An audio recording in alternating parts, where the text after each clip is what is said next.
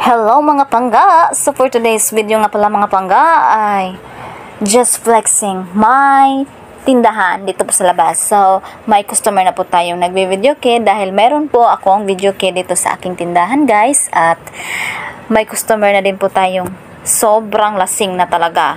So yan po silang dalawa guys. So bilib din naman ako talaga dito sa kanila guys dahil kahit gaano pa yan sila kalasing guys, hindi po nag-iiba yung mga ugali nila guys or nag-iiba yung tempo nila. So ganyan lang po yan silang dalawa guys. Kapag nalalasing yan sila ay natutulog lang po yan sila. So kaya sobrang bilib talaga ako dito sa kanila. At yung ibang lamisa hindi ko na ibinaba kasi umuulan, ang pangit ng panahon. So yung may payong lang po yung nilagay ko sa labas. So ayan, kung makikita ninyo, so tulog na po yan sila dahil nakakailang buti na rin po yan sila ng Red Horse. So ganun lang talaga guys. So mapalad na rin tayo kapag ganito ang mga customer natin. Sana lahat. Thank you for watching.